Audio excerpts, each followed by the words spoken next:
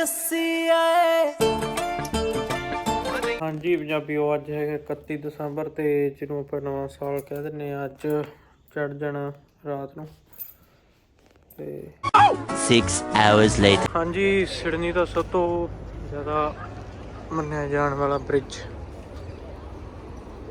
Harbour bridge, तो आप अज देखण आए हैं फायरवर्क। देखो जनता किवें बैठी है, बड़े लोग आए हुए हैं। रोड बहुत क्लोज है, तुम देख सकते हो बई सारे जनता बैठी है। कीड़े मकोड़ियाँ लगन डी जी, बड़े लोग इधर फिरते भी आ स्टेयर्स है। आप भी देखते हैं, स्पॉट लभदे हैं कोई। आ सारे बंदे ने, सारे बंदे है। आ रहा जी हार्बर ब्रिज, तो रौनक तुम चेक कर सकते हो, चारे पासे मेला लग्या है। हाँ देखो ये नज़ारा दोस्तों हार्बर ब्रिज के थले का। इत्थे है एक अम्यूजमेंट पार्क का नाम है लूना पार्क। जनता तुम देख सकते कीड़ियाँ तरह बैठी है पूरी। तो असी आ चुके हैं जी सिडनी ओपेरा हाउस के कोले, डार्लिंग हार्बर ते हार्बर ब्रिज के कोले, क्योंकि न्यू ईयर दी ईव है तो इतने फायरवर्क होने वाला।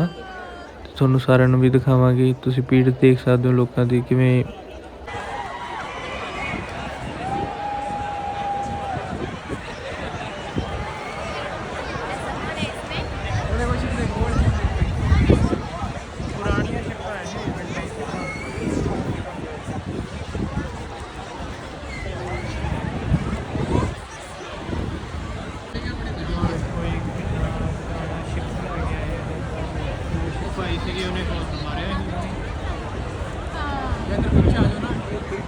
देख सकते दोस्तों हैलीकॉप्टर वगैरह फिरते ने किन्ने वधिया।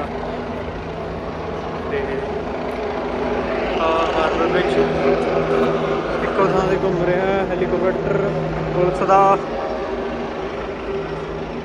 देख सकते सारे लोग बैठे हैं जी, वो देखो किन्ने लोग ने।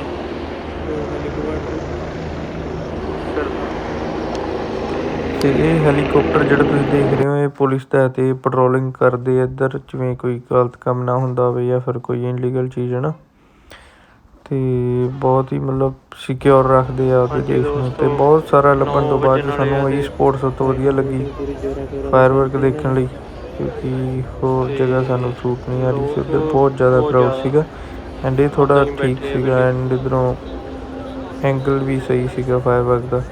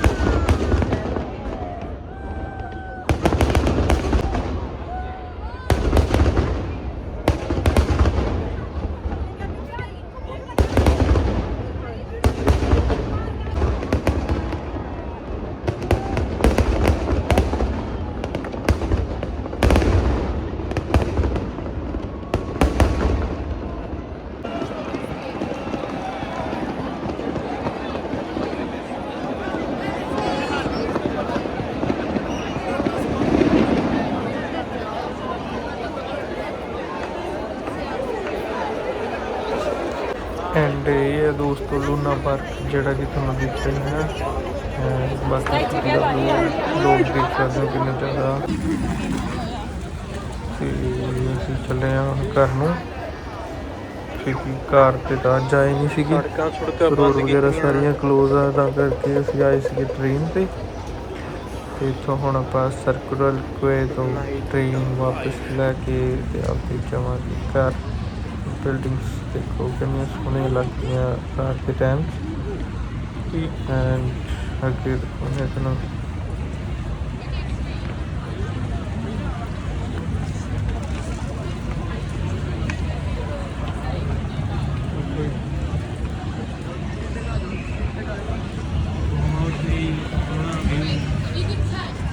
ਮਿਲ ਜਾਂਦਾ ਸੀ ਆਪਾਂ ਨੂੰ ਜਾਰਜ ਸਟ੍ਰੀਟ, ਜਿਹੜੀ ਮੇਨ ਸਟ੍ਰੀਟ ਹੈ ਜਿੱਥੇ ਟ੍ਰੇਨ ਵਗੈਰਾ ਚੱਲਦੀ।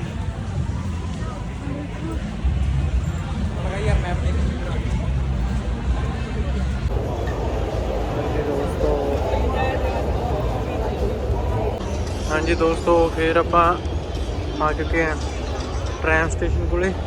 ਉਹ ਹਾਰਬਰ ਬ੍ਰਿਜ ਹੋ ਰਿਹਾ, ਮਤਲਬ ਹੁਣ ਆਪਾਂ ਦੂਜੀ ਸਾਈਡ ਆ ਚੁੱਕੇ ਹਾਂ। ਦੇਖ ਸਕਦੇ ਹੋ ਭੀੜ ਲੋਕਾਂ ਦੀ।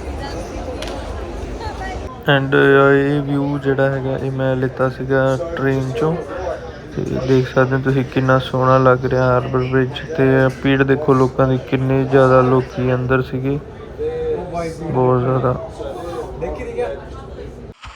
ਥੈਂਕ ਯੂ ਦੋਸਤੋ ਇੱਥੋਂ ਤਾਈਂ ਦੇਖਣ ਲਈ, ਅਤੇ ਚੈਨਲ ਨੂੰ ਸਬਸਕ੍ਰਾਈਬ ਕਰਨਾ ਨਾ ਭੁੱਲਿਓ।